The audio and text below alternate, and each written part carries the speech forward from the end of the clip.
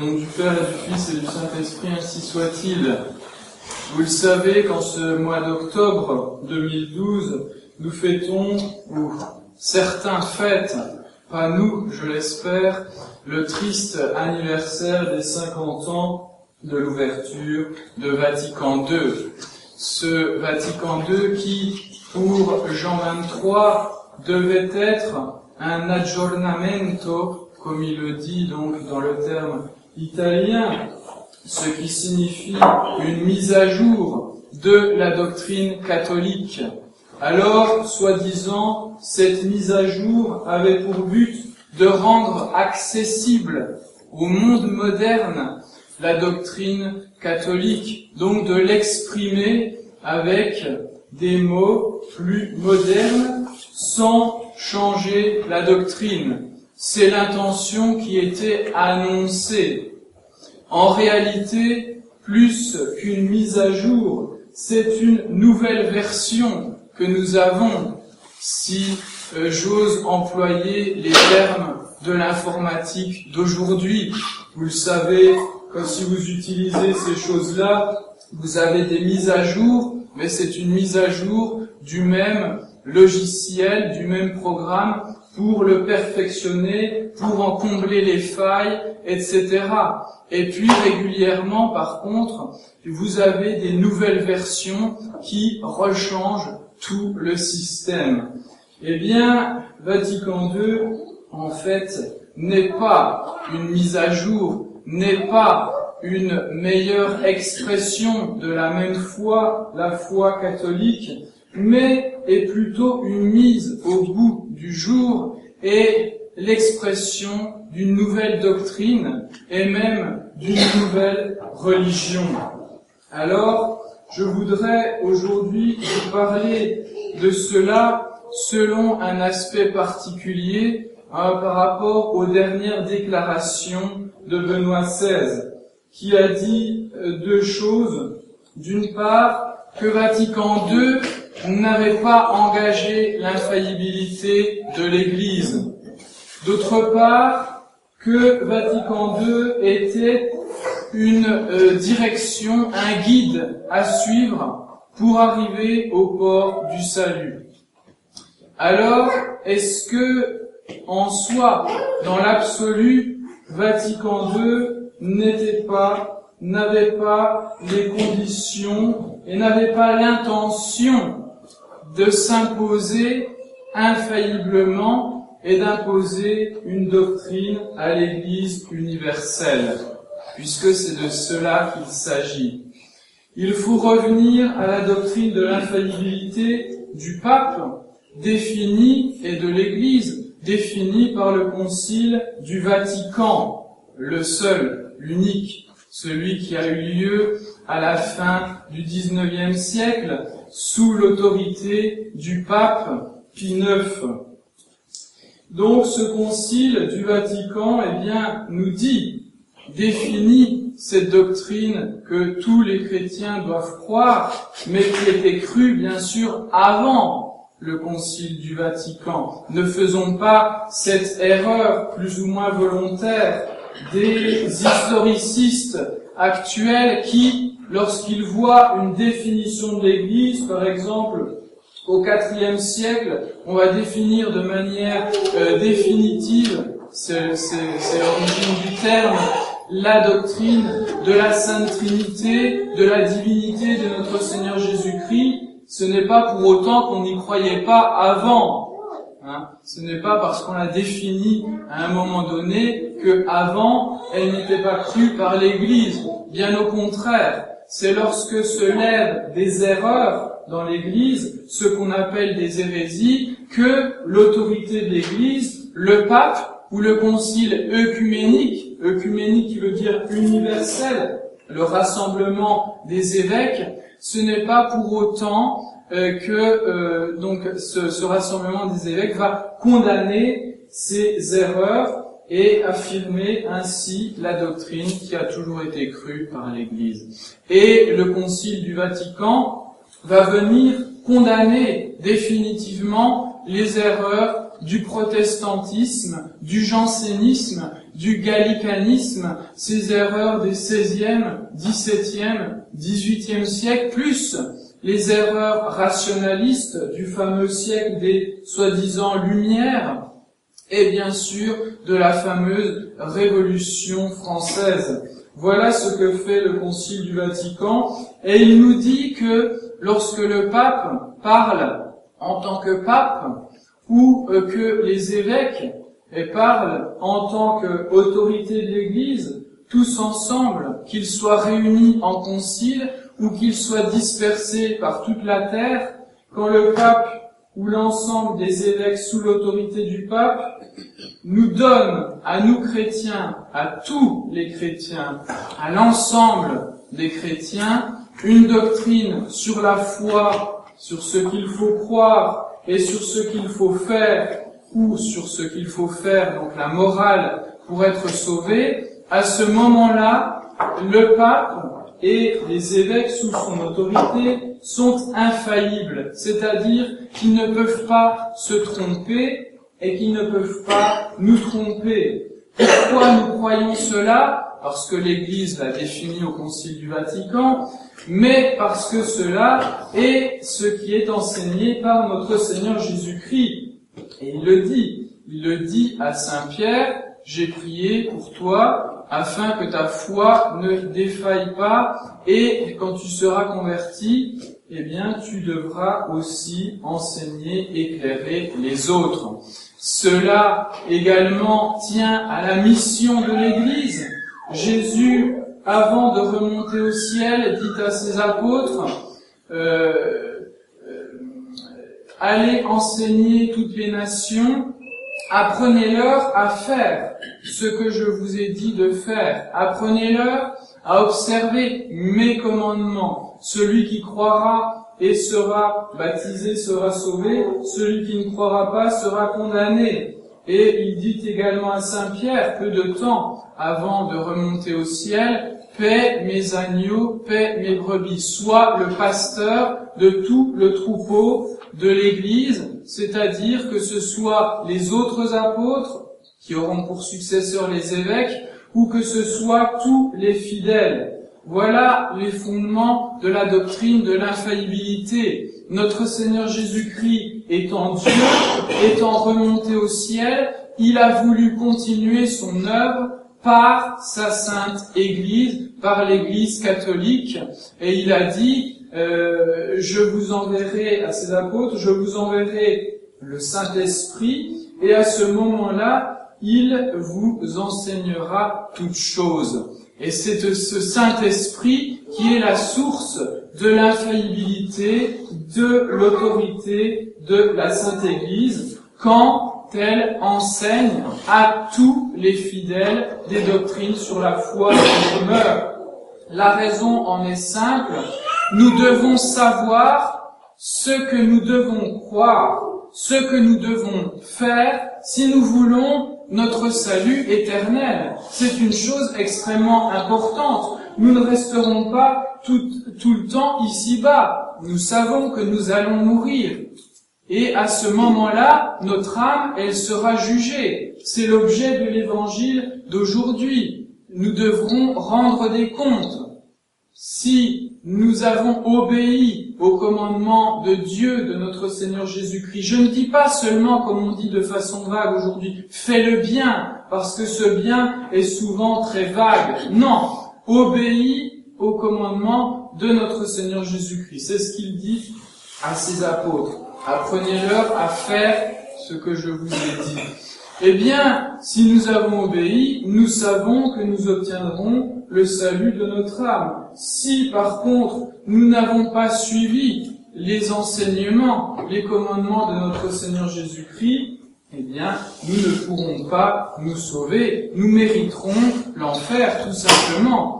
Ce n'est pas moi qui le dis, c'est notre Seigneur, c'est Jésus qui le dit à plusieurs reprises dans le Saint-Évangile d'une façon grave et d'une façon terrible. Celui qui n'est pas prêt, celui qui n'est pas revêtu de la robe de la grâce, celui qui n'est pas revêtu de l'obéissance au commandement de notre Seigneur, il sera jeté dehors, il sera jeté au feu, nous dit notre Seigneur.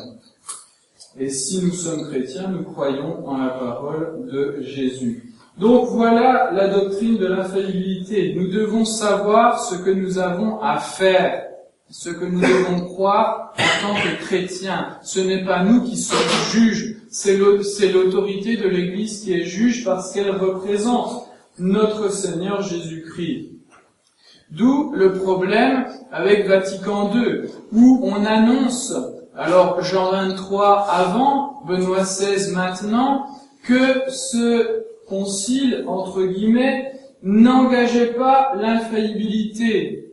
Eh bien, faisons une comparaison, si vous permettez. C'est comme un enfant qui va vous dire, vous l'envoyez acheter quelque chose dans un magasin, mais vous savez qu'il a des mauvaises habitudes. Et vous lui dites surtout, tu ne prendras rien, tu payeras tout. Et il dit, oui, il n'y a aucun problème, je vais payer ce que je veux acheter. Et puis après qu'il ait rempli sa commission, vous lui demandez alors, tu n'as rien fait de mal, et elle vous dira, non, j'ai rien fait de mal. Sauf qu'au milieu, il s'est mis des bonbons plein les poches ou autre chose. Et donc, ce qui est dit avant et ce qui est dit après, ça n'a aucune importance. Ce que dit Jean 23 avant Vatican II et ce que dit Benoît XVI après Vatican II, ça n'a aucune importance sur le jugement que nous devons porter sur ce qui est fait objectivement, réellement à Vatican II. Vatican II est un acte dans le temps, un concile dans le temps, et il a produit des actions, et ce sont ces actions qui doivent être observées. Ce sont ces actions qui nous donnent l'intention. Et donc, il nous faut voir si, dans ce concile, il y a oui ou non des choses qui sont enseignées à tous les fidèles de l'Église. On a un concile œcuménique, donc a priori, la première condition de l'infaillibilité, elle est remplie. Tous les évêques sont réunis sous l'autorité du pape, et il parle à qui? Il parle à tous les chrétiens. Le concile, entre guillemets, sera approuvé et signé par la plus grande majorité des évêques, et puis il sera surtout signé par Paul VI. Donc, première condition, elle est remplie. Universalité, elle s'adresse à tous les chrétiens. Alors, dans ce concile, est-ce qu'il va y avoir des doctrines qui concernent la foi et les mœurs, la foi et la morale, ce que les chrétiens doivent croire et ce qu'ils doivent faire pour être sauvés? Donc si vous dites qu'il n'est pas infaillible, vous devez dire qu'il n'enseigne rien à tous les fidèles sur la foi et les mœurs. Et cela, évidemment, est difficile à croire, parce que les constitutions ou les autres documents de Vatican II, portent même le titre, par exemple, pour la Constitution Dignitatis Humanae, de constitution dogmatique ou de déclaration, etc. Donc vous avez bien des choses qui sont enseignées comme étant révélées par Dieu, ou comme étant la foi de l'Église, ou comme étant des choses que nous devons croire. Quand il y a définition, puisque c'est le cas dans Vatican II, de la fameuse liberté religieuse, c'est-à-dire que chaque homme ne doit pas être inquiété dans tout ce qu'il fait selon sa conscience, je résume, cela est explicitement donné comme étant révélé par Dieu. Et si l'Église nous dit que c'est révélé par Dieu, nous devons croire que c'est révélé par Dieu. Il y a, dans ce cas-là, normalement, infaillibilité. Et nous pouvons nous pourrions passer en revue tous les documents de Vatican II par rapport aux relations avec les autres confessions chrétiennes, puisqu'on dit cela maintenant, les orthodoxes, donc les schismatiques, ou les protestants, hérétiques ou autres sectes qui sont séparés de la Sainte Église catholique, que ce soit les relations avec les Juifs, qu'on considère encore comme religion valable, ou avec les musulmans, qui sont nos frères puisqu'ils sont monothéistes, eh bien, nous avons des textes qui, évidemment, au niveau de la foi, contiennent des choses qui sont contraires, tout simplement, à ce qui a toujours été enseigné par l'Église. Donc, Benoît XVI a beau dire non, il n'y avait pas engagement de l'infaillibilité, en soi c'est faux. Il y a les conditions nécessaires pour que soit engagé dans une bonne partie, donc au moins sur certains points de Vatican II, pour que soit engagée l'infaillibilité de l'Église. Évidemment, elle ne l'est pas parce que l'Église ne peut pas se contredire et ne peut pas nous enseigner des choses fausses. Mais je passe pour l'instant sur la conclusion pratique que vous connaissez. Le deuxième point, c'est qu'il nous dit que Vatican II, ça nous donne une direction. Donc, dato non concesso, comme disent les théologiens, accordons-lui que Vatican II n'était pas infaillible. Et maintenant, prenons ces paroles. Si ça n'était pas infaillible, ça reste quand même une direction, un point, un guide certain pour arriver au port du salut, pour que l'Église puisse traverser le monde moderne et donc les changements de ce monde moderne. Donc, eh bien là, nous sommes d'accord dans ce sens que oui, Vatican II a donné une direction, effectivement, mais cette direction n'est pas la bonne. En soi, dans la vie spirituelle, vous avez une route qui est unique. C'est-à-dire que vous allez soit, c'est ce que je vous rappelais tout à l'heure, soit vous allez en enfer, soit vous allez au ciel. Mais vous êtes sur une seule route. Soit vous descendez, soit vous montez. C'est la même et unique route. Donc il n'y a qu'une seule route, mais il y a deux directions. Soit vous allez en bas, soit vous allez en haut. Alors est-ce que Vatican II indique la direction du haut ou la direction du bas? Eh bien, il me semble que Vatican II indique la direction du bas, c'est-à-dire celle de l'enfer qui est pavée de très bonnes intentions, comme on le dit ordinairement. Pourquoi? Parce que Vatican II a pour but une chose, de révéler, comme le disait Jean-Paul II, l'homme à lui-même, a pour but une philosophie de l'homme, et même pire, je dirais une théologie de l'homme. C'est-à-dire, le but de Vatican II, c'est l'homme, ce n'est pas Dieu. Le but ordinaire, le but de notre Seigneur Jésus-Christ, quand il meurt pour nous sur la croix, quand il ressuscite, quand il fonde l'Église, il est un. Le but, c'est de ramener à Dieu les hommes qui s'étaient éloignés de Dieu. Les ramener comment? En ramenant leur intelligence par la véritable foi, en ramenant leur intelligence à Dieu, et en ramenant leur volonté à Dieu par l'obéissance aux commandements.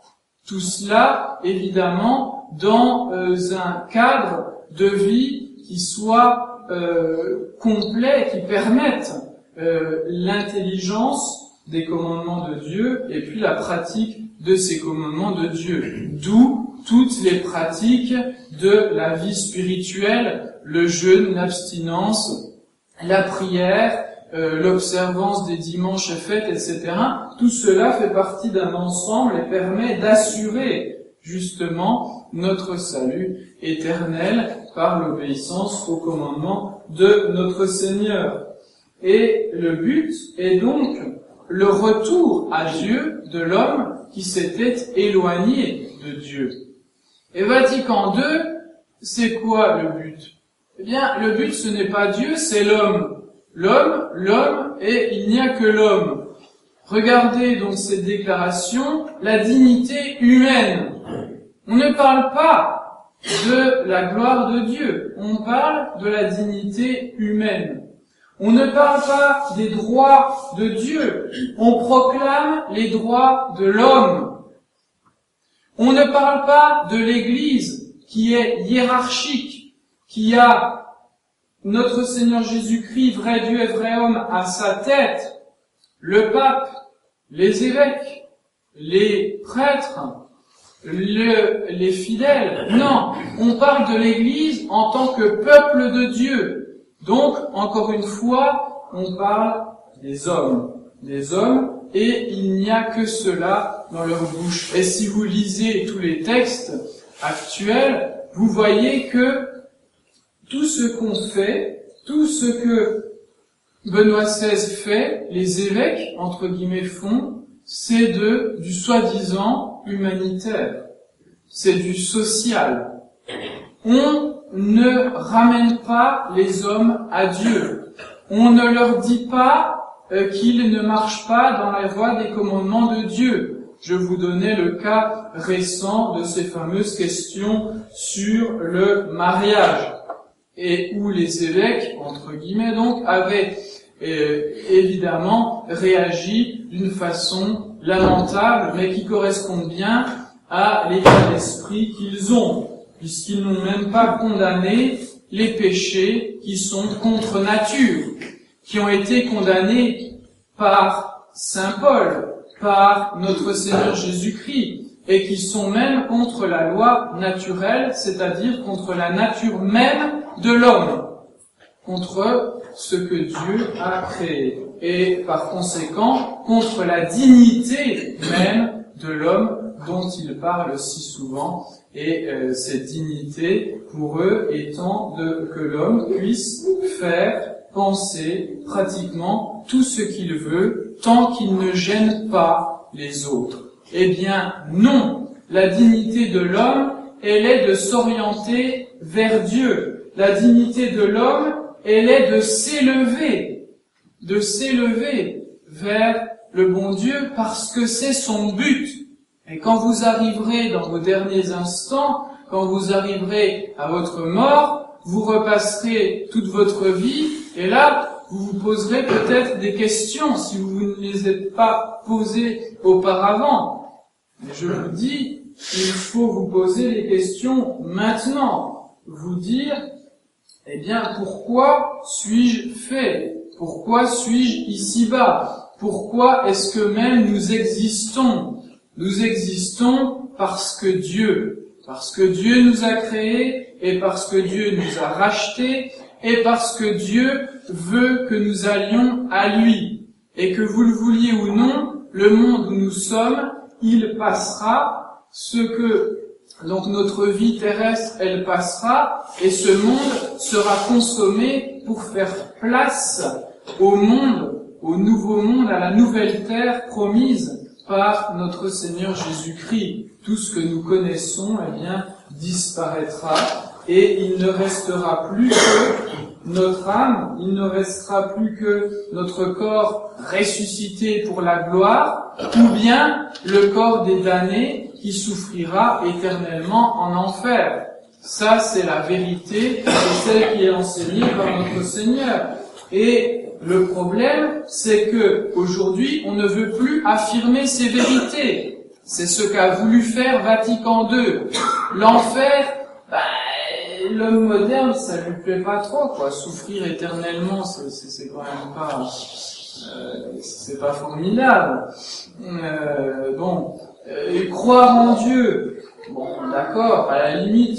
Mais toutes les exigences de la morale, il faut se marier, il faut pas user de la contraception, il faut aller à la messe le dimanche, il faut se confesser au moins une fois par an, il faut jeûner, il faut faire abstinence de viande à certains jours, etc.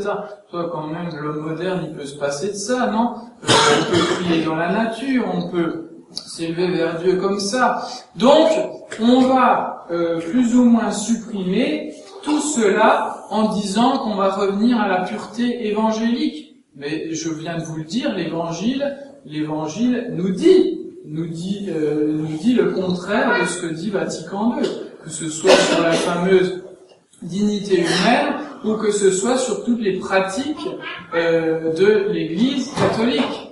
On n'a rien inventé au niveau de l'observance du dimanche, des fêtes, de la pénitence de l'Église, etc., etc. On n'a rien inventé, cela nous vient de Jésus, cela nous vient des apôtres.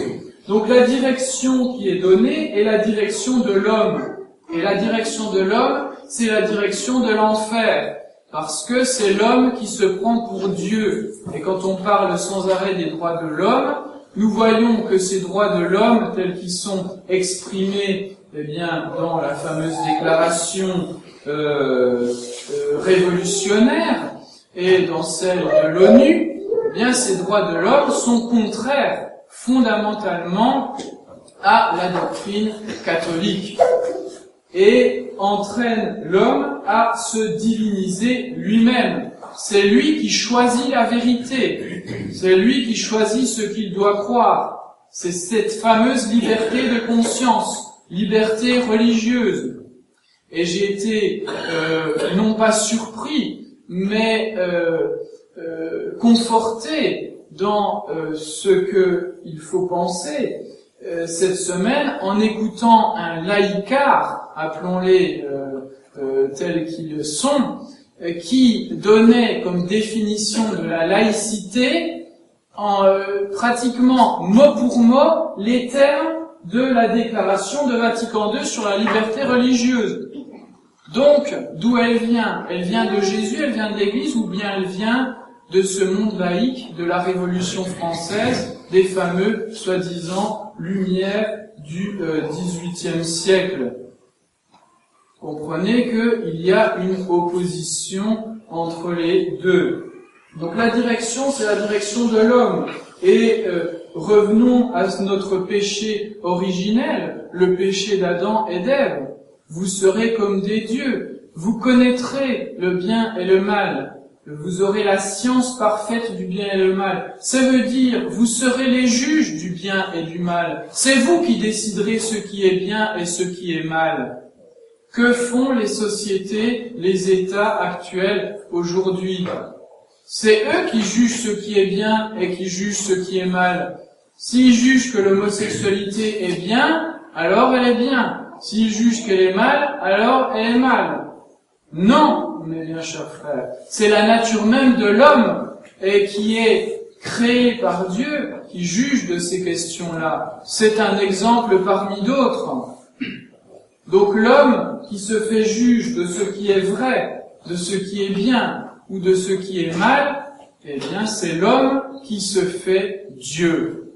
Et l'homme qui se fait Dieu, c'est tout simplement l'homme qui se met sous la coupe du démon, de l'ennemi, parce que c'est ce qu'a fait l'ennemi, Satan, si vous voulez, ce que je vous rappelais la semaine dernière. D'où le nom même de l'archange qui a combattu Satan, le nom de Michel, c'est-à-dire qui est comme Dieu. Qui est comme Dieu. Voilà ce que signifie le nom de Saint Michel. Voilà ce que signifie, ce qu'est le péché du démon, ce qu'est le péché de nos premiers parents, Adam et Ève, ce qu'est le péché de l'homme moderne. C'est le péché de Satan, c'est le péché de vouloir se faire Dieu et de vouloir être juge de tout ce que Dieu a fait, de tout ce que Dieu a créé, de tout ce que l'Église a toujours enseigné, a toujours demandé aux fidèles. Voilà, mes bien chers frères, le problème posé. Le point commun entre ces deux choses et ce qui nous intéresse principalement, c'est ce qu'on va résumer dans l'intention objective. C'est quoi cette intention objective? Cette intention objective, c'est quand nous faisons quelque chose, eh bien c'est que nous voulons le faire.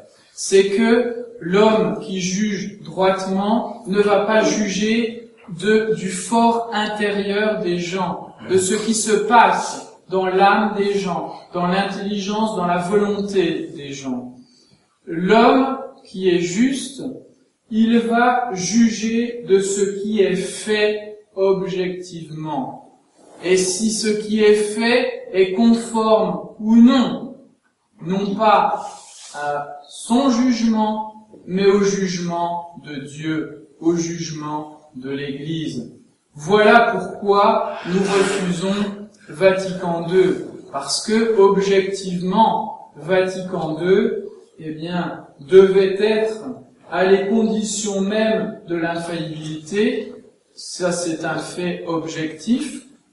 Et donc, Vatican II avait l'intention objective de définir des choses, mais ça ne peut pas être défini puisque c'est contre la volonté, contre la doctrine de l'Église. Et donc, ça ne vient pas de notre Seigneur Jésus-Christ et ça ne vient pas de l'Église. La conclusion immédiate, c'est évidemment que ceux qui ont proclamé Vatican II ne sont pas véritablement, eh bien, le vicaire de notre Seigneur Jésus-Christ ou les représentants de notre Seigneur. C'est tout simplement impossible. C'est métaphysiquement, théologiquement impossible. Ça voudrait dire que la même autorité, l'autorité du Christ, représentée par l'Église, dirait une chose et son contraire, et cela n'est pas possible. Donc, nous ne pouvons pas croire, bien sûr, à ce qui est enseigné par Vatican II, et nous devons le condamner. L'intention objective, c'est la direction aussi qui a été donnée à l'Église, ou du moins aux membres de l'Église, depuis Vatican II. Si on laisse de côté Vatican II et qu'on regarde ce qui se passe dans le temps depuis 50 ans, que voyons-nous? Quels sont les fruits de Vatican II? Quelles sont les doctrines qui sont objectivement enseignées? Et ça, est-ce que cela mène à notre Seigneur Jésus-Christ, ou bien est-ce que cela mène plutôt à l'antéchrist, à l'antichrist, à cet esprit démoniaque qui causera évidemment la fin du monde? Et nous devons bien sûr être attentifs à ce qui se passe aujourd'hui et depuis 50 ans. C'est une réalité. Le Vatican II, qu'est-ce que Vatican II a donné à l'Église? Est-ce qu'il y a eu un renouveau, une progression? Est-ce que les âmes se sont converties à notre Seigneur Jésus-Christ? Non, mes bien chers frères. Il n'y a aucun progrès. Il y a eu par la suite et dans la continuité une destruction de la liturgie catholique, la prière de l'Église, et une fois encore dans le même sens. Au lieu que la prière de l'Église soit tournée vers Dieu, elle est tournée vers l'homme. Le renversement de l'autel est bien sûr symptomatique de cela. C'est un signe sensible du renversement de doctrine. Le prêtre n'est plus dans cette nouvelle liturgie l'autre Christ, celui par lequel notre Seigneur Jésus-Christ agit. Le prêtre n'est plus participant du sacerdoce unique de notre Seigneur Jésus-Christ, c'est le peuple de Dieu, c'est tout le monde qui est participant du sacerdoce de Jésus, et le prêtre n'est qu'un président. Tout cela est une nouvelle liturgie, une nouvelle prière humaine qui est le reflet d'une nouvelle doctrine. Il faudrait pousser encore en parlant du nouveau code de droit canonique, les lois de l'Église, qui vont toujours dans le même sens. Alors, même en admettant qu'on n'avait rien défini à Vatican II, il y a ce qu'on appelle le fameux magistère ordinaire universel, c'est-à-dire que depuis Vatican II, tous les évêques dispersés par le monde vont dans le même sens et enseignent les mêmes choses, spécialement l'œcuménisme, le dialogue interreligieux, la liberté religieuse, etc. Choses qui sont contraires à la foi catholique. Et cela, évidemment, n'est pas possible pour un véritable pape et de véritables évêques. Ce n'est pas possible, parce qu'un véritable pape est assisté dans ces questions-là, et les évêques également, pour ces questions-là, par notre Seigneur Jésus-Christ, tout simplement. Ce n'est qu'une constatation objective, mes bien chers frères. Alors quelle conclusion devons-nous en tirer pour nous-mêmes? Avoir une honnêteté intellectuelle. Ne cherchons pas à biaiser comme le font certains théologiens, entre guillemets, ou qui se prennent pour tels, inventent de nouvelles distinctions dans le magistère de l'Église pour pouvoir dire que celui-là n'était pas infaillible. Sauf que ces nouvelles distinctions ne sont pas traditionnelles. Et cela pose évidemment un problème. Deuxièmement, nous devons être honnêtes dans toute notre vie. Si nous voyons la vérité, nous devons adhérer à la vérité. Si nous avons quelques doutes, quelques difficultés, nous devons creuser. Je ne dis pas de doute par rapport à la foi, mes bien chers frères, parce que la foi exclut le doute, contrairement à ce que nous n'entendons que trop aujourd'hui. Notre Seigneur Jésus-Christ nous le montre bien dans les saints évangiles, et il reproche sévèrement tous ceux qui doutent de lui. Saint Pierre en est l'exemple, quand Jésus marche sur l'eau et qu'il lui dit, viens voir, si tu as la foi, tu pourras aussi marcher sur l'eau. Saint Pierre, il sort du bateau, il va sur l'eau et puis il commence à couler. Pourquoi? Parce qu'il manque de foi. On me dirait, c'est quelque chose de plus important, marcher sur l'eau ou pas sur l'eau, sauf si Saint Pierre ne sait pas nager. Mais ce qui est important, c'est ce que Jésus veut nous dire à travers cet épisode. Il veut nous dire que la foi est inconditionnelle, que ce que dit Jésus, nous devons le croire intégralement et qu'il n'y a aucun doute à avoir. Mais par rapport aux conclusions pratiques, si certains ont des doutes, est-ce que Benoît XVI est pape ou est-ce qu'il ne l'est pas? Ce sont des doutes qu'il faut lever. C'est un devoir pour les fidèles, parce que le fidèle chrétien, il doit se positionner par rapport au pape. Le pape est le représentant de notre Seigneur Jésus-Christ. On ne fait pas sa petite vie chrétienne dans son coin. Nous ne sommes pas des protestants. Non, mes bien chers frères. Donc, c'est la deuxième conclusion. Enfin, il faut vous inviter toujours à avoir un jugement objectif sur les choses, pas un jugement qui est subjectif, qui dépend de votre ressenti personnel ou de ce que vous supposez dans les personnes. Non, ce que nous jugeons, c'est ce qui se passe réellement, et nous jugeons pas selon notre point de vue personnel. Nous devons juger à la lumière de la foi. Quand Jésus condamne tel ou tel péché, quand l'Église nous enseigne telle ou telle chose, nous devons les croire, nous devons les suivre. Ça a des conséquences sur les jugements objectifs que nous devons avoir. Après, pour le reste, que ce soit ce qui se passe dans les âmes, c'est le jugement de Dieu lui-même. Il ne nous appartient pas. Oui, mais quant au jugement objectif, si, il faut condamner l'erreur, il faut condamner le mensonge, il faut condamner le péché, il faut condamner tous les désordres moraux. Même si nous devons avoir miséricorde et prier pour la conversion de ces personnes qui sont soit dans l'erreur, soit dans le dérèglement moral. Voilà donc ce que nous devons faire, ce que nous devons penser aujourd'hui. Ayons un jugement droit, ayons un jugement sain, ce qui nous fait dire que nous sommes dans une situation extrêmement terrible au niveau de la Sainte Église catholique. Une situation telle qu'on ne l'a jamais vue. Une situation telle que nous pouvons nous demander effectivement, de façon réelle, où nous en sommes par rapport à la fin de ce monde.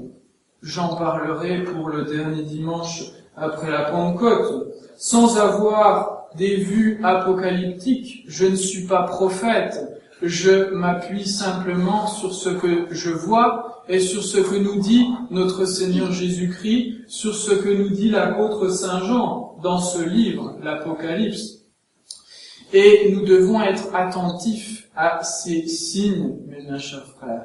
Mais dans ces difficultés, dans ce monde qui s'enfonce de plus en plus dans le péché, nous devons avoir une seule attitude, c'est de chercher à rester fidèles à notre Seigneur Jésus-Christ. C'est l'exemple que nous ont montré tous ceux qui, malheureusement, nous ont quittés pour aller vers notre Seigneur. C'est l'exemple qui nous a été montré par le Père Verrier et par tous ceux qui ont combattu Vatican II et qui ont combattu les conséquences de Vatican II. Le combat n'est pas terminé, il continue parce que la mentalité, la direction donnée par Vatican II, elle continue d'exister, elle est toujours là et même elle va de plus en plus loin dans ses conséquences.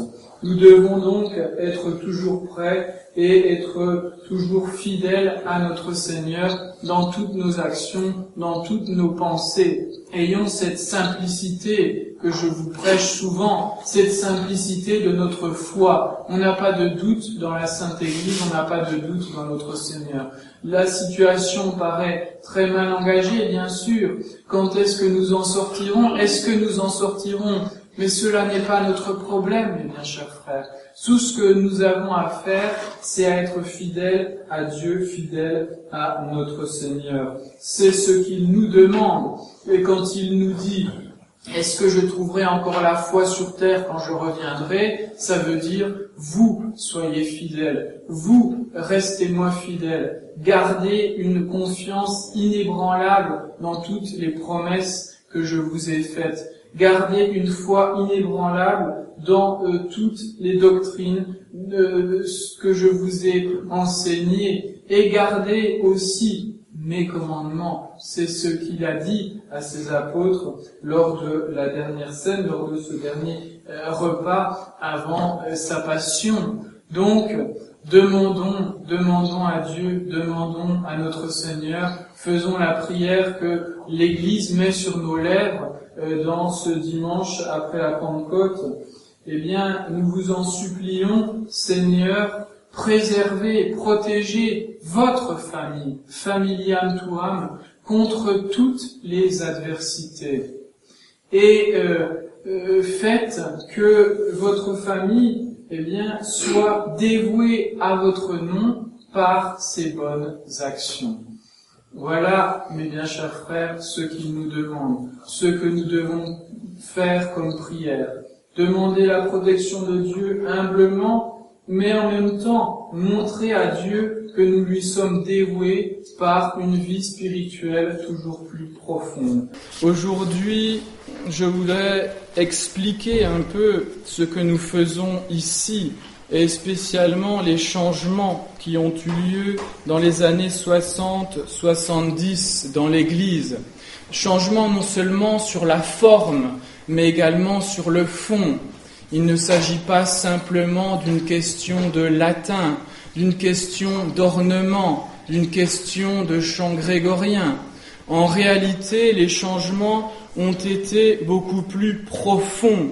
Certains ont connu parmi vous la messe que je célèbre aujourd'hui, et comme je la célèbre aujourd'hui, d'autres découvrent cette messe et voient quand même la différence entre ce qui se passe aujourd'hui dans les églises et ce qui se passe dans nos chapelles. La différence, c'est non seulement l'emploi du latin, la soutane, et les ornements, etc. Ce n'est pas seulement ça, c'est la doctrine, l'enseignement qui a été changé. C'est également la morale qui a été changée. Donc les deux bases, finalement, de la vie chrétienne, de la vie catholique, de la foi catholique, ont été modifiées. Et donc aujourd'hui, je serai particulièrement, politiquement, si on ose dire, incorrect, ecclésiastiquement, par rapport à l'Église d'aujourd'hui, incorrect. Mais il faut bien mesurer la révolution qui s'est passée lors du Concile Vatican II. Comment on s'est éloigné de manière importante, de manière même contradictoire, de l'enseignement de l'Évangile, de l'enseignement de notre Seigneur Jésus-Christ. Et nous avons été baptisés, au nom du Père, du Fils et du Saint-Esprit. Et notre vie chrétienne, elle doit être fondée sur l'enseignement de notre Seigneur Jésus-Christ. La vie de l'Église aujourd'hui, de ces hommes d'Église, leur enseignement est malheureusement sur de nombreux points et des points importants, contraires à l'enseignement de l'Évangile, contraires à l'enseignement de notre Seigneur Jésus-Christ. Voilà pourquoi il y a une opposition, voilà pourquoi nous sommes exilés, si on peut dire, dans des chapelles, aussi belles soient-elles. Voilà pourquoi nous sommes en quelque sorte marginalisés, parce que nous essayons de suivre notre Seigneur Jésus-Christ, tout simplement. Au niveau de la doctrine, de l'enseignement, de la foi, si vous voulez, je donnerai un exemple, celui du rapport aux autres religions. Moi, je dirais du rapport aux fausses religions. Mais cela est très incorrect que de dire que les autres sont dans l'erreur et que nous avons la vérité. Pourtant, dans la vie naturelle, eh bien, nous le savons, les vérités s'imposent à notre connaissance. Les bêtes, je vais donner quand même des exemples tirés de notre loisir, de notre sport, la chasse. Les bêtes que nous tirons, eh bien, elles font un certain poids. Et quand nous devons les peser, eh bien, nous ne pouvons pas tricher. On peut tricher avec la balance, mais là encore, il y a une réalité. Soit nous tirons une femelle, soit nous tirons un mâle. Il y a bien des mâles et des femelles. Donc il y a des vérités qui s'imposent à tous. Et cela ne vaut pas seulement dans l'ordre de ces choses naturelles. Cela vaut dans l'ordre de la foi, de la religion. Dieu s'est révélé aux hommes à travers la Bible, à travers ce qu'on appelle l'Écriture sainte, la Bible, l'Ancien Testament, le Nouveau Testament, les Évangiles. Et donc, si nous ne suivons pas cette révélation, nous sommes en dehors de la vérité, nous sommes en dehors de la réalité spirituelle. Et donc, on ne peut pas aller à Dieu.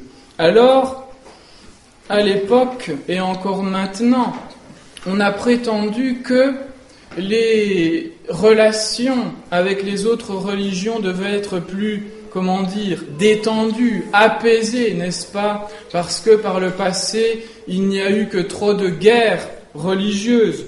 Évidemment, on pourrait remettre en question les guerres religieuses, parce que les 9/10, voire plus des guerres, en réalité, sont des guerres politiques, des guerres géostratégiques, des guerres pour la possession d'un terrain, des guerres pour la possession des richesses naturelles. C'est ce qui se passe encore de nos jours. Et même dans ces guerres, la religion n'est qu'un prétexte. Le combat même, aujourd'hui, contre les islamistes, etc., est aussi un prétexte pour contrôler certaines régions, tout simplement. Donc, est-ce que dans les années 60-70, le dialogue interreligieux, et encore aujourd'hui, n'est qu'une question d'apaisement.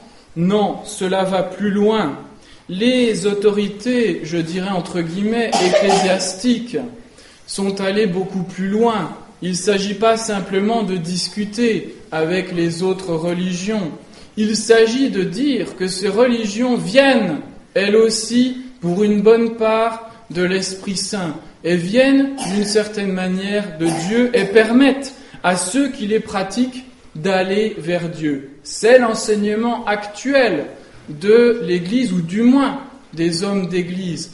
Alors, la question qui se pose, est-ce que c'est l'enseignement de l'Évangile ? Et si je suis chrétien, je me réclame du Christ. Est-ce que c'est l'enseignement du Christ que de dire que chacun peut se sauver par le moyen de n'importe quelle religion ? Notre Seigneur Jésus-Christ, qu'est-ce qu'il dit juste avant de monter au ciel ? Il dit à ses apôtres, et c'est leur mission, « Allez enseigner toutes les nations, baptisez-les au nom du Père et du Fils et du Saint-Esprit. Celui qui croira et sera baptisé sera sauvé, celui qui ne croira pas sera condamné. » Ce n'est pas moi qui l'invente, c'est dans l'Évangile, dans chacun même d'ailleurs des évangiles, dans les 4 évangiles. Et donc, celui qui ne croira pas sera condamné. Celui qui ne croit pas, nous explique l'apôtre Saint Jean dans ses épîtres, et dans notre Seigneur Jésus-Christ comme étant le Fils de Dieu, eh bien celui-là ne peut pas se sauver. Il n'est pas question pour nous que c'est un plaisir pour nous de penser que les musulmans en tant que tels ne peuvent pas se sauver, que les bouddhistes ne peuvent pas se sauver, que les athées ne peuvent pas se sauver. Ce n'est pas un plaisir, bien au contraire. Pourquoi l'Église a toujours enseigné cela, enseigné les nations ? Pourquoi des millions, voire plus, de martyrs, c'est-à-dire de personnes, de chrétiens, d'hommes, de femmes, d'enfants même, sont morts pour affirmer qu'il n'y avait qu'un seul Dieu, notre Seigneur Jésus-Christ. Ils ne sont pas morts, comme on le prétend aujourd'hui, pour demander la liberté religieuse. Quand, au nom de la liberté religieuse, on leur demandait d'offrir de l'encens aux idoles, aux faux dieux, eh bien, ils refusaient. Quand les Romains leur disaient « on veut bien accepter votre Dieu Jésus-Christ dans notre panthéon », ils disaient « il n'y a qu'un seul Dieu, le Christ ». Quand les musulmans ont commencé à exister, parce qu'en réalité ils existent très tard dans l'histoire même de la chrétienté, eh bien, que disaient ceux qui sont morts sous les coups des musulmans ? Ils disaient « il n'y a pas d'autre Dieu que le Christ » et ils disaient que Mahomet est un faux prophète. Ils n'avaient pas peur. Ils ne disaient pas, comme on l'entend aujourd'hui de la part de François ou autres, votre religion est respectable, le Coran imprime des valeurs d'humanité, etc. Non, ils disaient c'est une fausse religion, tout simplement, et ils mouraient pour cela. Et aujourd'hui d'ailleurs encore, il y a des gens qui meurent en tant que catholiques sous les coups des musulmans. Donc voyez mes bien chers frères, il y a un abîme entre la doctrine actuelle, ce qui est enseigné, la pratique et l'enseignement de notre Seigneur Jésus-Christ. Celui qui ne croira pas sera condamné. Deuxième point, la morale. La morale, c'est la façon de se comporter, si vous voulez. Notre manière d'aller vers la fin, d'aller vers le but. Déjà, forcément, si le but n'est pas le bon, on ne pourra pas aller vers ce but. Si on met son but uniquement dans des choses matérielles, il est évident qu'il sera difficile d'aller vers le vrai but qui n'est pas matériel. La preuve, c'est que nous mourrons tous. Notre corps, donc, eh bien, il restera à pourrir ici-bas. Et il y a derrière notre corps une âme. Une âme parce que nous avons, et nous le savons, la liberté Et la liberté, par exemple, ne peut s'expliquer par des causes matérielles. Elle ne peut s'expliquer par vos connexions neuronales ou je ne sais trop quoi. Parce que si votre liberté, elle s'explique par des causes matérielles, qu'est-ce que ça veut dire ? Ça veut dire qu'elle n'existe pas. Parce que les causes matérielles, elles agissent de manière aveugle. Si ce sont uniquement, si la liberté n'est que réaction chimique dans notre esprit, eh bien, nous ne sommes pas libres. Les réactions chimiques se font automatiquement. Donc attention, les athées, aujourd'hui et depuis des siècles, réclament la liberté. Mais en définitive, si on est matérialiste, si on est athée, la liberté n'existe pas, tout simplement. Alors aujourd'hui, pour revenir à l'Église, n'est-ce pas ? Qu'est-ce qui est enseigné ? Je vais encore donner des exemples politiquement extrêmement incorrects, surtout vu les dernières actualités. Mais il convient de faire la lumière là-dessus. Les actualités ecclésiastiques, tout le monde a entendu parler, je pense quand même, des modifications que prévoit de faire François sur le mariage. Notamment être plus souple dans la question des annulations de mariage, ce qu'on va appeler finalement des divorces.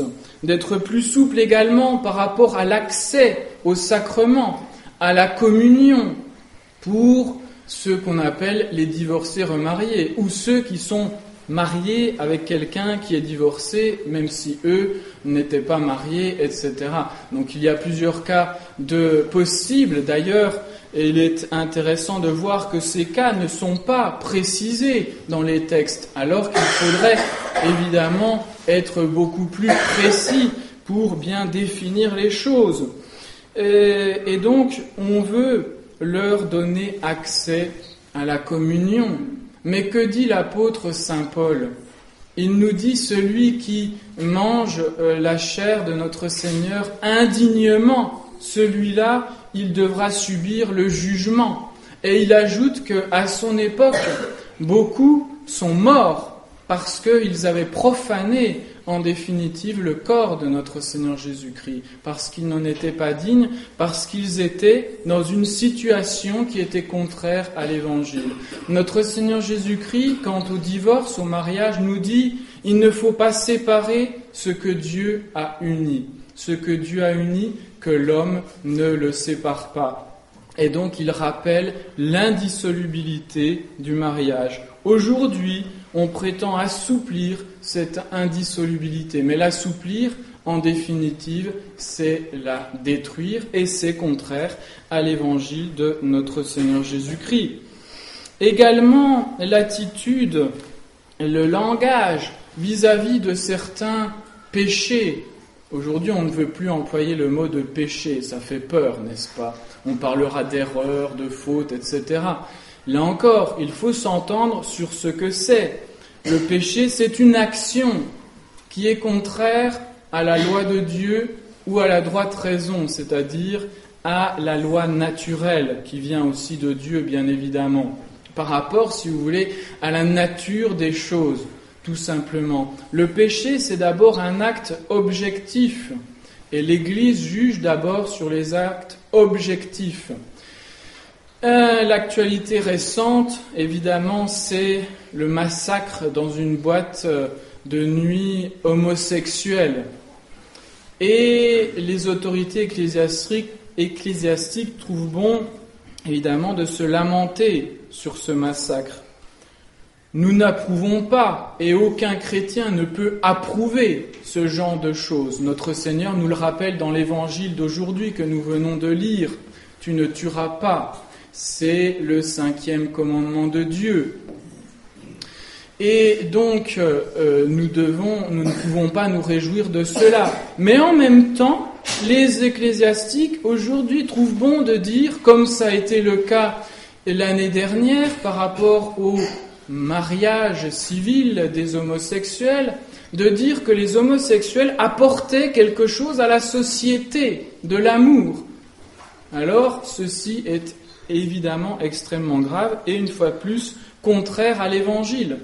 Que disent les saints apôtres, spécialement saint Paul? Il dit que les homosexuels, mais pas seulement, il y a d'autres catégories de personnes, donc ni les fornicateurs, ni les adultères, ni ceux qui adorent les idoles, ni les homosexuels ne posséderont le royaume de Dieu. Il le dit à plusieurs reprises dans ses épîtres. Donc cela est clair. Soit nous suivons saint Paul et nous affirmons clairement ce qu'il en est sur cette pratique, donc nous suivons l'Église, nous suivons notre Seigneur Jésus-Christ, soit nous disons des paroles contraires et à ce moment-là, nous ne pouvons pas nous réclamer du nom de chrétiens, nous ne pouvons pas nous réclamer du nom de notre Seigneur Jésus-Christ. À propos de cette mauvaise pratique, je voudrais vous lire, parce que c'est très marquant, un texte de saint Hildegarde. Vous savez, sainte Hildegarde, tout le monde la connaît, au moins à travers ses infusions, n'est-ce pas, sa connaissance des propriétés des plantes. Mais sainte Hildegarde, c'est pas seulement cela. Sainte Hildegarde a fait des prophéties qui sont assez marquantes pour notre temps, parce que sainte Hildegarde, elle écrit au XIIe siècle, mes bien chers frères. Et au XIIe siècle, elle dit ceci. Donc le démon, le serpent, comme elle l'appelle, va inviter les hommes à finalement combattre entre eux, à s'entretuer, et elle ajoute ceci. Les insinuations du démon visèrent même la descendance des fils des hommes. Les homosexuels, dit-elle, suivirent d'infâmes pratiques. Le serpent, donc le démon, s'en réjouit et il cria « Honte à celui qui façonna l'homme, l'homme renonce à sa propre forme, il rejette l'amour naturel, l'amour des femmes. » Évidemment, on peut le dire dans l'autre sens pour l'homosexualité féminine. Aussi, la séduction diabolique engendre-t-elle les criminels et les séducteurs, sa haine et son crime, les brigands et les voleurs. Mais, dit sainte Hildegarde, et elle parle d'une époque qui a lieu après elle. Donc c'est très marquant. Mais c'est dans l'homosexualité que le péché est le plus impur, racine de toutes sortes de vices. Quand ces péchés se seront accumulés parmi les nations, la constitution de la loi de Dieu se scindra. L'Église, telle une veuve, sera frappée.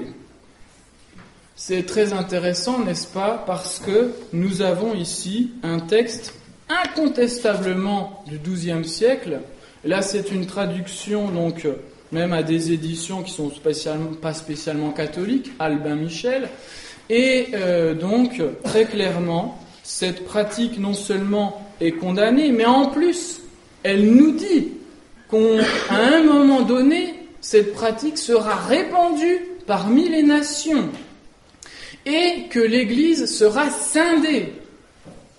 Qu'est-ce qui se passe aujourd'hui ? Nous sommes ici et ailleurs, dans des églises officielles, il y a d'autres cérémonies. L'Église n'est-elle pas scindée ? Il y a une véritable prophétie sur notre époque et en même temps qu'une condamnation de l'homosexualité.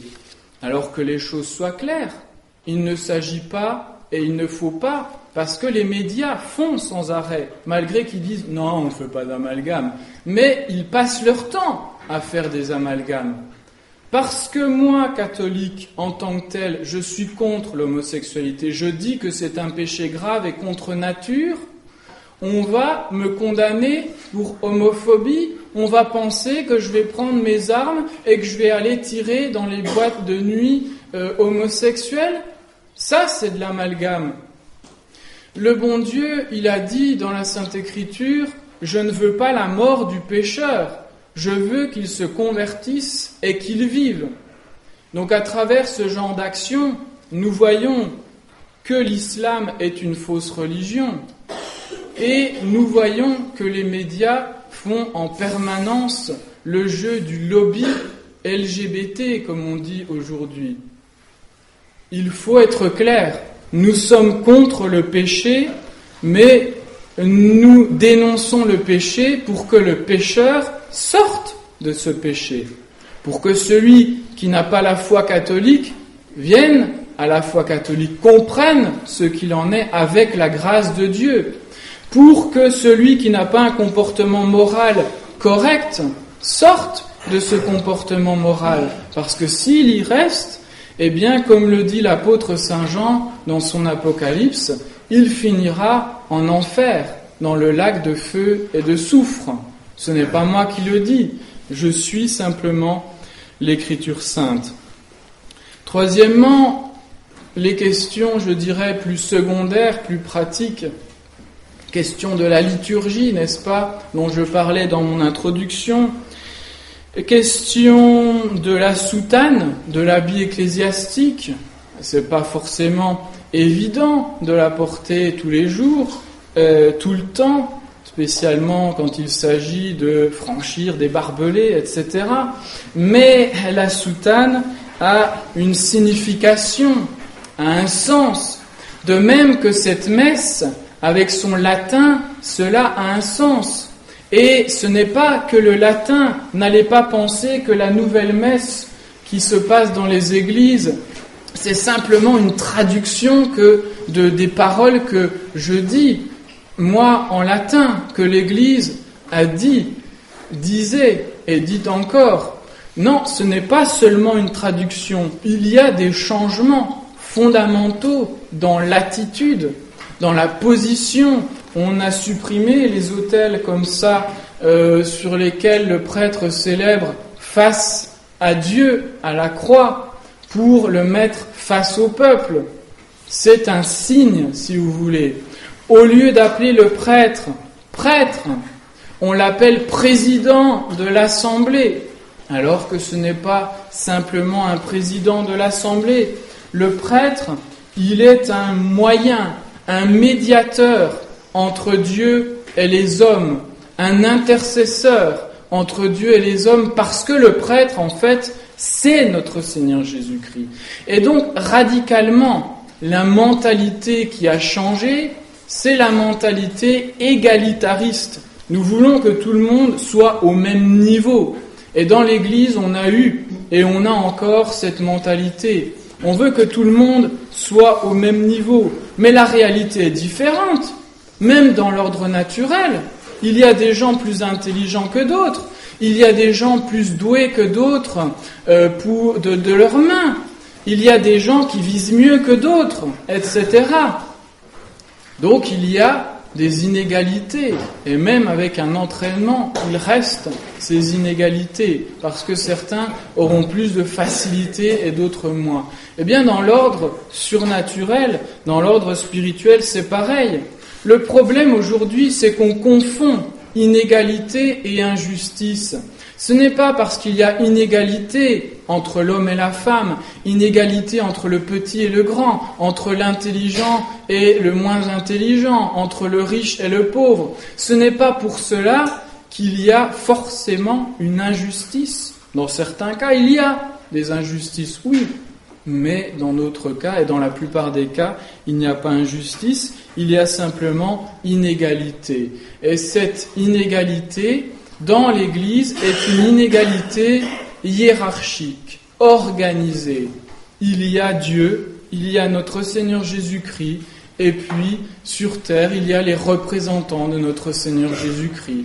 Il y a les autorités de l'Église, quand ce sont de véritables autorités, qu'elles sont conformes à notre Seigneur Jésus-Christ, à la mission qu'il a donnée à l'Église.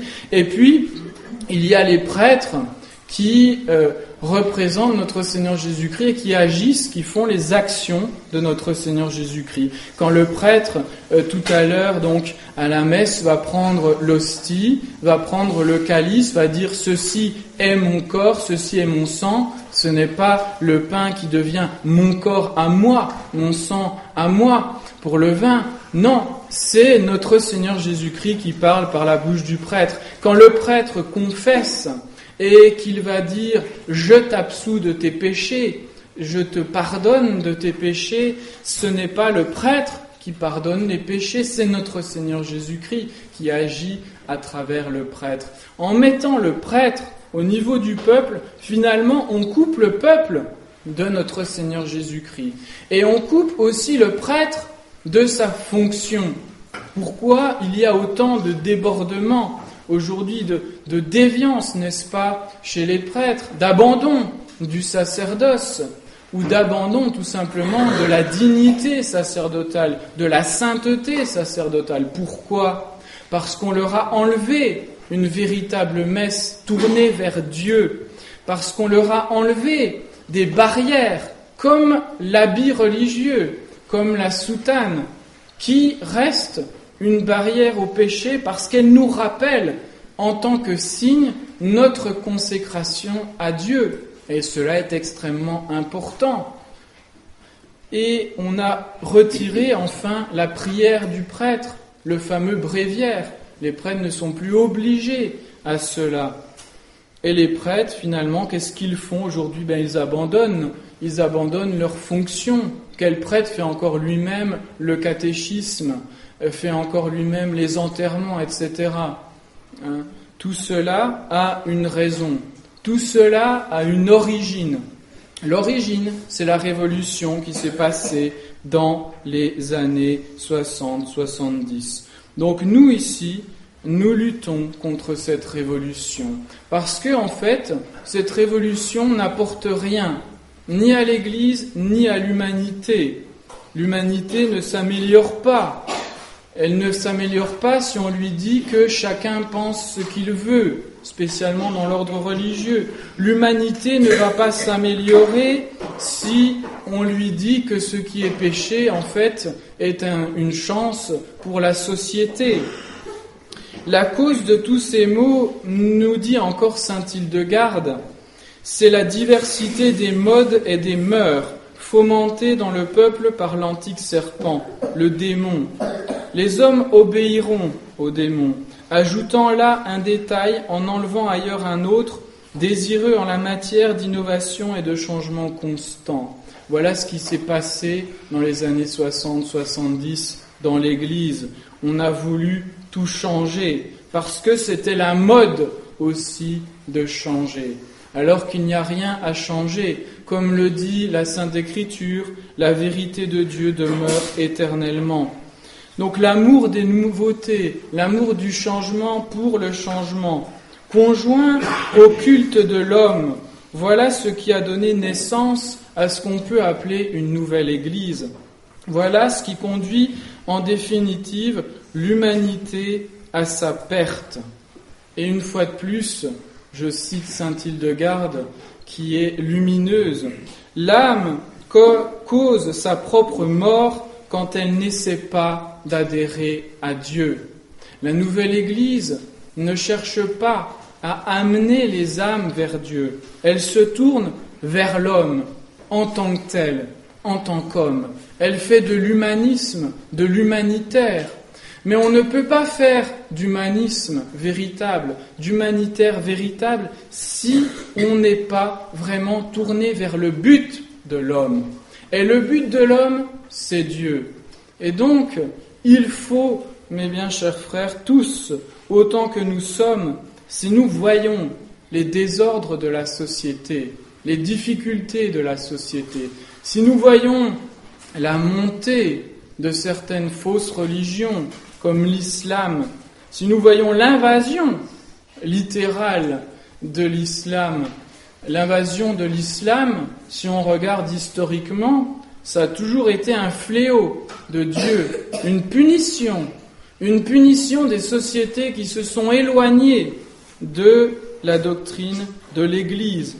Et nous sommes en plein dedans. Si nous voulons éviter les conséquences ultimes de ce châtiment, il faut revenir à Dieu, revenir à la foi, celle que notre Seigneur Jésus-Christ a enseignée, celle que l'Église a toujours enseignée. Il faut revenir à la morale, à la pratique catholique.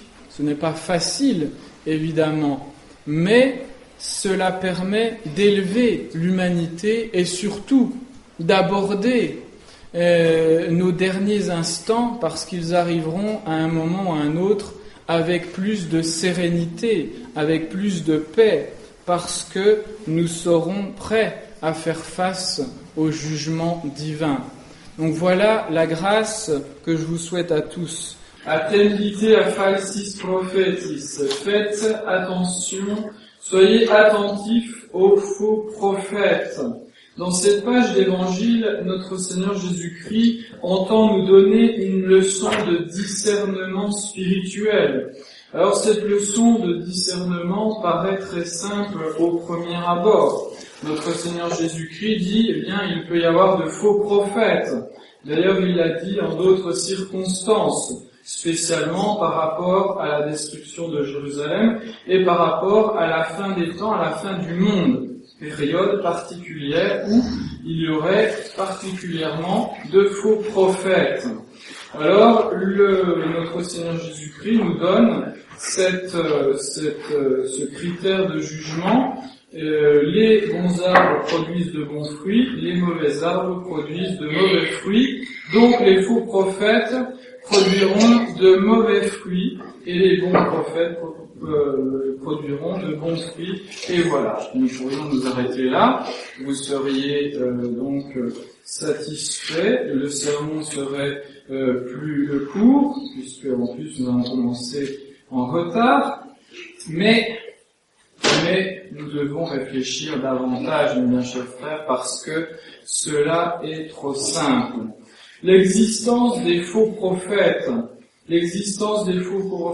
est tout à fait normale, c'est un fait, c'est notre Seigneur Jésus-Christ qui nous le dit. Il y aura des personnes donc qui prétendront parler au nom de Dieu, c'est cela un prophète, c'est une personne qui est censée parler au nom de Dieu, et donc en fait ce sont des gens qui parleront non pas au nom de Dieu, mais en leur propre nom, ou au nom du démon, tout simplement. Alors on pourrait étendre, puisque la prophétie fait partie de ces fameux charismes du Saint-Esprit, quand ce sont de réels charismes, c'est-à-dire dons, des grâces qui sont données gratuitement pour le bien des autres. Par exemple, nous voyons Saint Pierre faire ce miracle devant le temple de cet homme qui était paralysé, donc qui faisait l'aumône devant le temple, et lui dire, au nom de Jésus-Christ, lève-toi et marche. Ça, c'est un miracle. Il y a les prophéties. Alors les prophéties de notre Seigneur Jésus-Christ, bien évidemment, qui avait prophétisé sa mort sur la croix, sa passion, toutes les prophéties de l'Ancien Testament, Isaïe qui lui-même avait prophétisé la passion de notre Seigneur Jésus-Christ, Daniel qui avait prophétisé le moment de la naissance du Messie, etc. Donc beaucoup de prophéties, de miracles, des gens qui parlent des langues, comme les apôtres, quand ils sortent du cénacle, c'est un don particulier pour pouvoir évangéliser les peuples, les nations. Ils ont reçu ce don, de parler immédiatement des langues différentes. Et de même, si nous regardons dans l'histoire de l'Église, il ne manque pas de charisme, il ne manque pas de prophètes, il ne manque pas de miracles, tous ces dons qui viennent de Dieu quand il s'agit de vraies prophéties, de vrais miracles, de vrais charismes.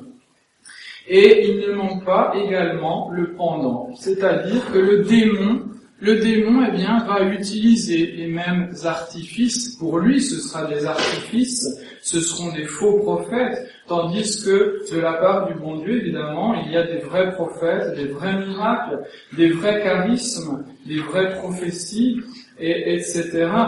Et le démon, nous dit notre Seigneur Jésus-Christ, nous dit la Sainte Écriture, nous dit l'histoire de l'Église, est capable de grands prodiges, est capable de prodiges si grands, nous dit notre Seigneur, qu'il pourrait même entraîner même les élus dans ces mensonges.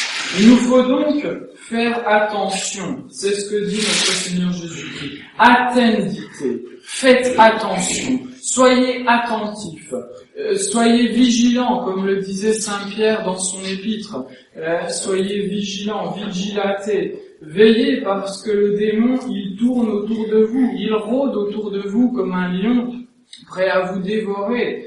Eh bien, méfions-nous et soyons attentifs à tous ces signes, à toutes ces prophéties, à tous ces miracles, ces charismes, etc., que nous pouvons trouver aujourd'hui, à toutes ces révélations, etc.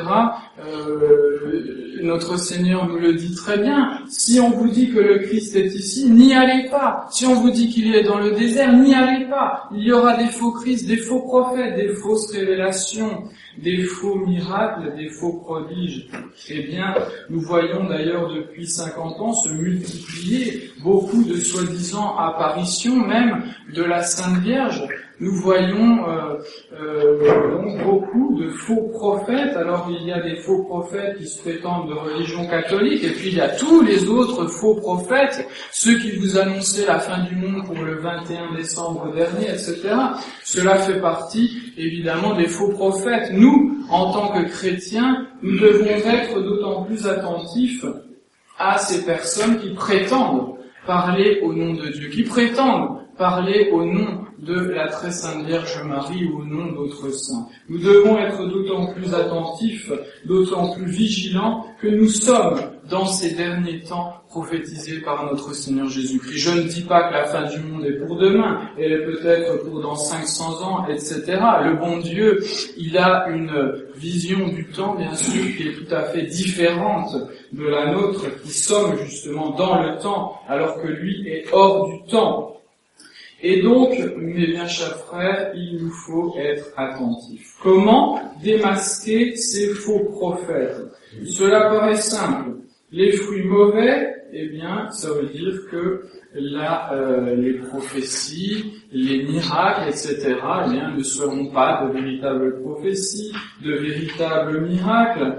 Les fruits mauvais, eh bien, si on se réfère à ce que nous dit notre Seigneur Jésus-Christ, que ce sont les fruits, ce sont nos œuvres. Nos œuvres, si elles sont bonnes, eh bien, ça se réfère à une doctrine bonne. Nos œuvres, si elles sont mauvaises, ça se réfère à une doctrine mauvaise, à une pratique mauvaise, à une vie spirituelle mauvaise. Donc si vous avez des prophètes qui prétendent parler au nom de Dieu et qui ont une vie mauvaise, a priori, bien évidemment, vous direz ce sont des faux prophètes. De même, si vous avez des gens qui prétendent parler au nom de Dieu et qui ont une vie bonne, vous allez dire, eh bien, ce sont de véritables prophètes, ce sont de véritables prophéties. Et alors, on va mettre comme critère de la vérité des prophéties, des révélations, des miracles, etc. On va mettre comme critère une notion très subjective, en réalité, de la sainteté. Une notion très subjective des œuvres bonnes. Mais notre Seigneur Jésus-Christ le savait. Il savait que nous pouvions également nous laisser tromper par cela. Il nous dit d'abord, faites attention aux faux prophètes qui se cachent, qui se dissimulent sous un vêtement de brebis, mais qui en réalité sont des loups. Voilà ce que nous dit notre Seigneur Jésus-Christ. Il se cache sous un vêtement de brebis. Il se cache. Et donc, il pourra y avoir des gens qui font des œuvres bonnes, qui prétendent parler au nom de Dieu et qui en fait ne parlent pas au nom de Dieu. Qui parlent soit en leur nom propre, selon leur imagination ou autre, qui parleront peut-être même au nom du démon, et qui pourront éventuellement faire des prodiges, faire des miracles, entre guillemets. Eh bien, nous ne devons pas être dupes. Nous ne devons pas juger des choses uniquement par la sainteté, d'ailleurs avec une notion très vague de la sainteté. Dès que quelqu'un prie, qu'il a une vie spirituelle, qui parle vaguement de choses spirituelles, est-ce pour autant qu'il est un saint, etc. Et dans les milieux, d'ailleurs dans nos milieux traditionnalistes, on va avoir également cet esprit-là. C'est-à-dire qu'on va juger de la vérité, puisque c'est de ça qu'il s'agit. La vérité, c'est de parler au nom de Dieu, c'est de recevoir la parole de Dieu. Cette parole de vérité, nous savons qu'elle est dans la Sainte Écriture. Nous savons qu'elle est dans la tradition de l'Église, et pas cette tradition échafaudé par une certaine fraternité. Non, ce qu'on appelle vraiment la tradition de l'Église, c'est-à-dire ce qui s'est transmis à travers les générations de l'Église, qui a été conservé, gardé par le magistère de la Sainte Église catholique, pas une notion vague de tradition. Et donc, mes bien chers frères, ça, c'est la vérité. Et après, il y a un tas de révélations, de prophéties, de miracles, etc., une espèce de sainteté qui voudront se greffer là-dessus. Il y aura une sainteté authentique, les saints canonisés par l'Église. Ces saints, ils vont éventuellement parler au nom de Dieu, faire des prophéties, parfois vraies, parfois fausses, même les saints se sont trompés. Il y a de nombreux exemples, que ce soit même dans ce qui est raconté, les visions que peuvent avoir telle ou telle sainte sur la vie de notre Seigneur Jésus-Christ. Vous lisez Sainte Brigitte, elle va dire quelque chose, vous lisez Sainte Gertrude, elle va dire le contraire. Pourquoi? Eh bien parce que il peut y avoir de l'imagination qui va se mêler à de véritables révélations divines. C'est pour nous montrer que ce qui est important et la vérité que nous devons rechercher, elle n'est pas là.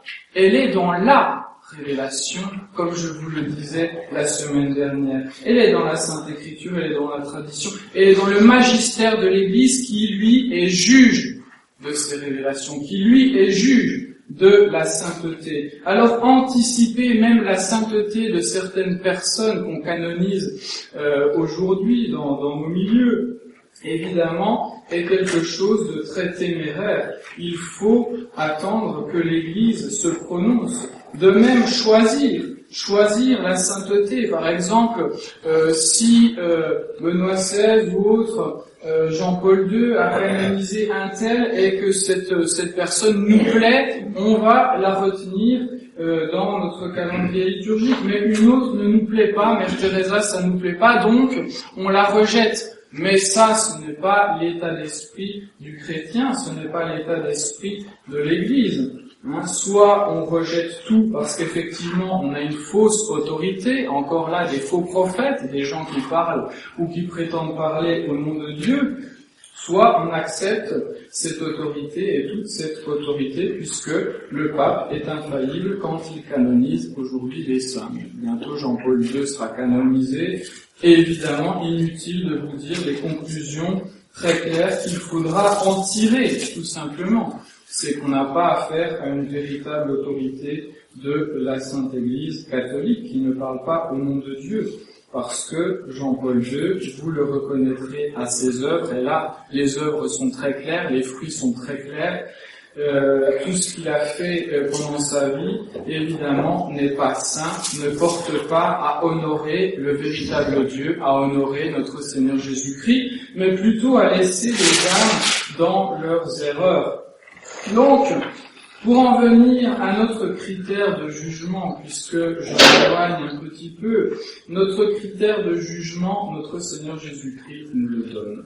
Il nous le donne. Ce n'est pas une sainteté vague, ce n'est pas la piété des personnes qu'il faudra avoir, ce ne sont pas les stigmates, ce ne sont pas les lévitations ou tout ce que vous voulez, les grâces mystiques que nous devons regarder. Non, ce n'est pas cela que nous devons regarder. Ce que nous devons regarder, notre Seigneur nous le dit, c'est l'obéissance.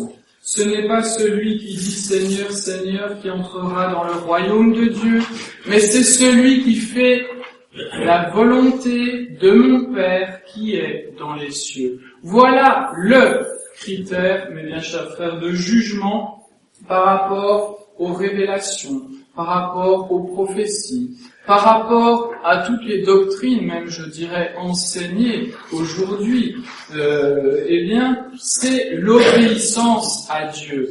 Parce que en dehors de l'obéissance, si on ne fait pas la volonté de Dieu, on ne peut pas prétendre porter de bons fruits. Si on ne fait pas la volonté de Dieu, on ne peut pas prétendre obéir à Dieu. L'obéissance, c'est justement faire la volonté de quelqu'un. Quand on demande aux enfants d'obéir, c'est de faire la volonté de leurs parents. Quand le bon Dieu nous demande de faire sa volonté, eh bien, c'est qu'il faut lui obéir, et obéir à tout ce qui représente Dieu. Notre Seigneur Jésus-Christ a fondé l'Église. L'Église, c'est notre Seigneur Jésus-Christ. C'est de foi, c'est le corps mystique de notre Seigneur Jésus-Christ. C'est le corps mystique de notre Seigneur Jésus-Christ, et donc nous devons obéir à l'Église. Nous devons obéir au chef de l'Église, aux représentants de l'Église. C'est ce que je vous rappelais la semaine dernière. Et il nous faut donc veiller et faire attention à cet état d'esprit qu'on peut trouver dans nombre de chrétiens, évidemment héritiers des Gallicans du XVIIe siècle, des jansénistes de ce même siècle, du XVIIIe siècle. Il y a certainement et malheureusement un héritage chez certains traditionalistes de cet esprit de désobéissance à l'Église, de cet esprit, en fait, qui va diminuer la papauté elle-même, le concept de pape tel que Jésus l'a défini lui-même, le concept d'autorité de l'Église, la doctrine sur l'autorité de la Sainte Église catholique. Elle n'est pas diminuée seulement chez les modernistes, qui eux, en fait, sont des protestants qui entrent directement en contact avec Dieu dans une espèce d'église plus ou moins prophétique, fondée sur le sentiment religieux. Non, il n'y a pas que ceux-là. Il y a aussi les traditionalistes qui n'en font qu'à leur tête, qui prétendent reconnaître une autorité de l'Église mais lui désobéir sans arrêt. Eh bien, cela n'est pas l'esprit de l'Église, mes bien chers frères. Cela est un esprit gallican, cela est un esprit schismatique, tout simplement. Notre Seigneur Jésus-Christ a dit « Qui vous écoute, m'écoute ». Et le verbe obéir, je vous en ai déjà parlé, vient du mot écouter, audire en latin. Audire, obéir, c'est d'abord écouter. Celui qui vous écoute, m'écoute. Celui qui vous méprise, me méprise. Et donc, le critère de jugement que nous devons avoir pour guider notre vie, le critère de jugement que nous devons avoir pour juger de la soi-disant sainteté de telle ou telle personne, le critère de jugement que nous devons avoir pour juger de telle ou telle soi-disant révélation, prophétie, miracle, etc. C'est le critère de l'obéissance à l'Église. Et donc nous-mêmes devons être soumis à ces règles faites par l'Église. Si aujourd'hui il n'y a pas d'autorité de l'Église, comme je le pense, et comme on peut le démontrer, parce que justement ils enseignent des choses qui sont contraires à la foi, l'autorité de l'Église, si vous le voulez, est une.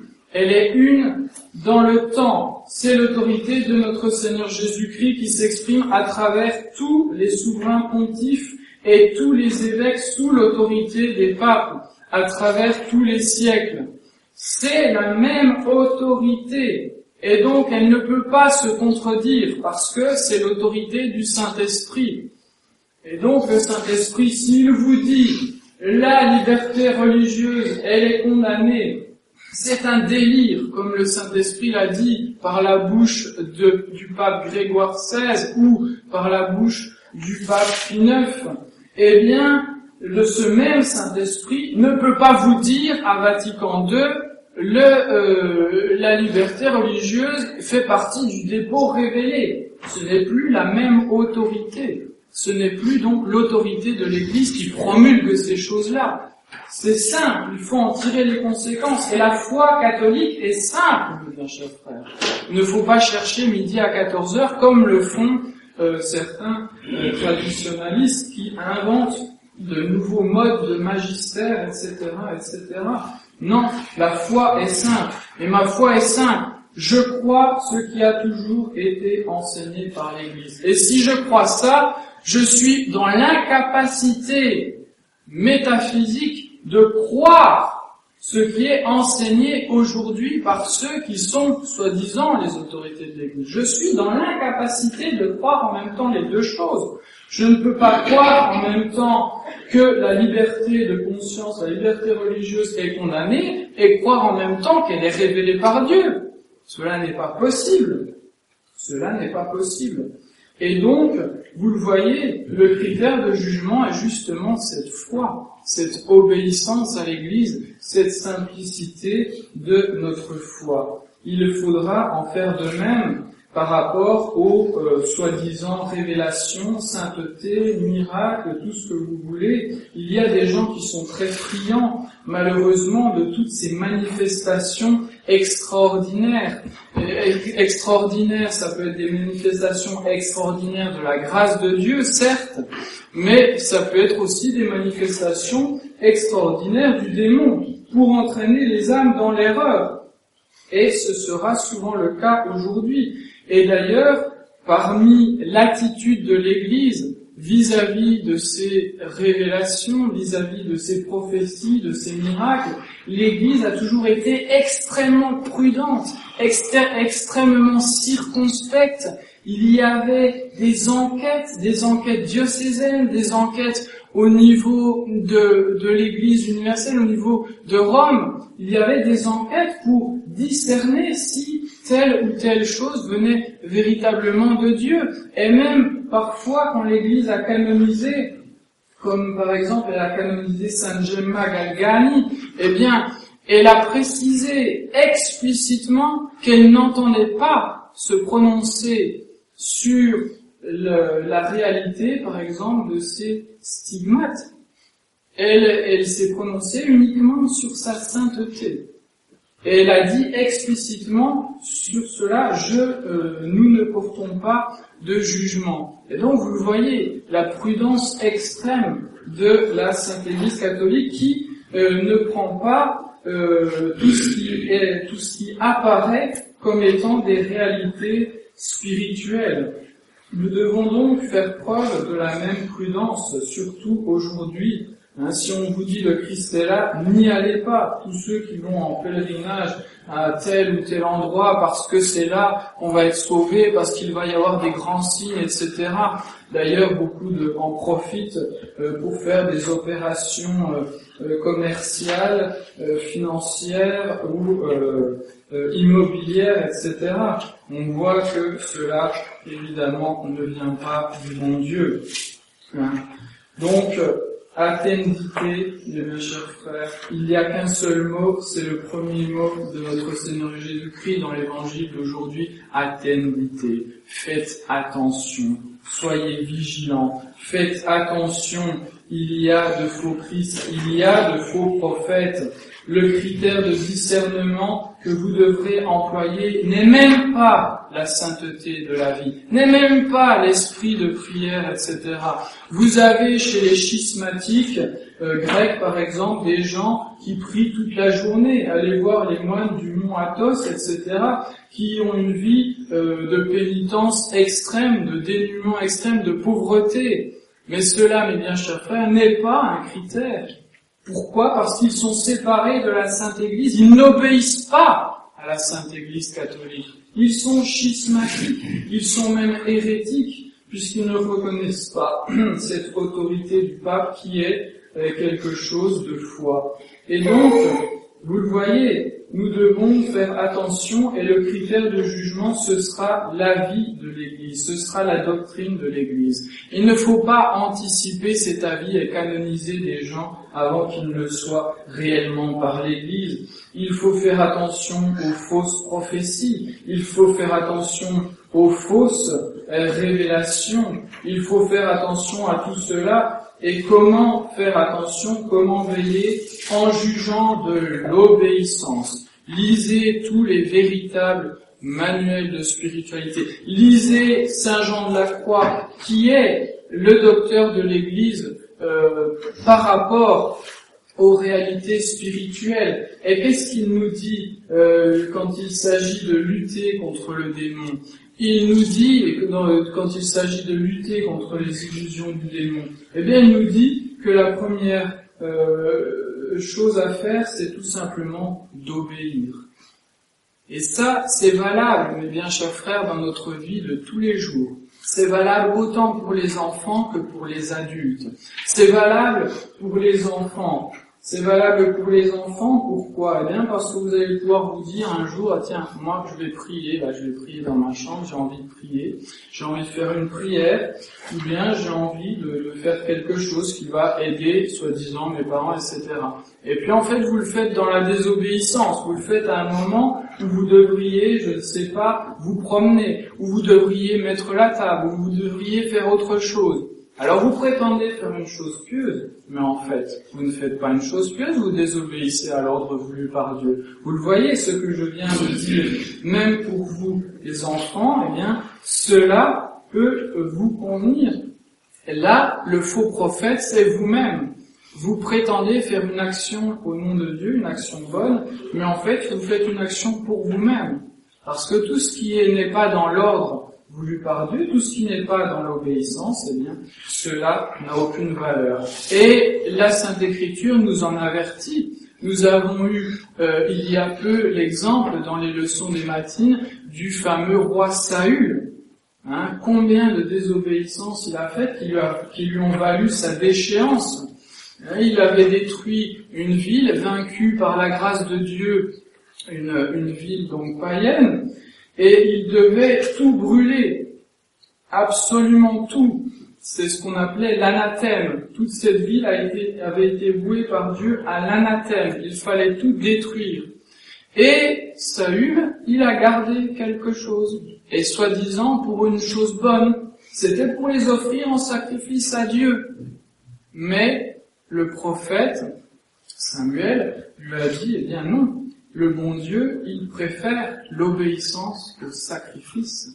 Ton sacrifice dans la désobéissance, il n'a aucune valeur. Et à cause de cela, tu ne seras plus roi.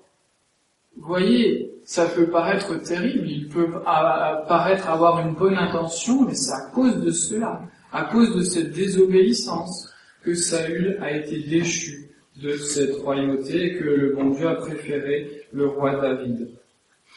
Donc faisons attention, nous sommes nous-mêmes souvent notre faux prophète, et faisons attention, ayons du discernement surtout aujourd'hui. Si on vous dit que le Christ, que la Sainte Vierge est là, n'y allez pas, mes bien chers frères, n'y allez pas, nous n'avons pas besoin de ces révélations, nous n'avons pas besoin de connaître l'avenir. Ce dont nous avons besoin, c'est d'obéir à notre Seigneur Jésus-Christ au jour le jour, c'est d'obéir à ses commandements, c'est d'obéir à la foi de l'Église, cette foi de l'Église qui a des conséquences, comme je vous l'ai dit. Par exemple, la vacance du siège de Pierre, c'est une conséquence de la foi de l'Église, c'est tout.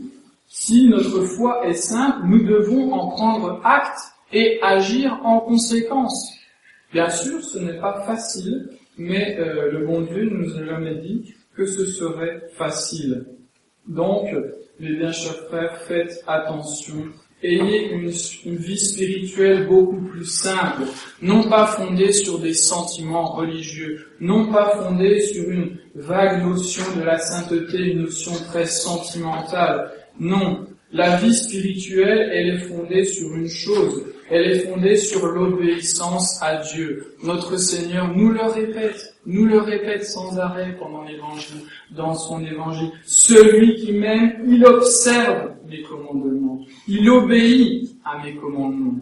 Et donc, il n'y a qu'une façon de faire la volonté du bon Dieu. Ce n'est pas de crier Seigneur, Seigneur, mais c'est de lui obéir. C'est d'obéir à la foi de l'Église catholique. C'est d'obéir au commandement de Dieu, au commandement de l'Église. Et là, nous sommes sûrs d'éviter l'erreur, d'éviter les embûches de ces faux prophètes, à commencer par nous-mêmes. Donc, mes bien chers frères, faites attention, soyez attentifs, aimez notre Seigneur Jésus-Christ par-dessus tout, aimez-le d'une façon pratique, d'une façon concrète, aimez-le par une véritable obéissance. Obéissance non pas à vos propres désirs, non pas à vos propres volontés, mais obéissance à ce que Dieu demande, à ce que l'Église demande. Car tout ce qui est fait en dehors de cette obéissance, eh bien, n'a aucune valeur et risque plutôt de nous mériter de tomber dans l'erreur, dans l'aveuglement et finalement de tomber aux portes de l'enfer. Que le bon Dieu, que notre Seigneur Jésus-Christ nous garde de cela. Au nom du Père et du Fils et du Saint-Esprit, ainsi soit-il.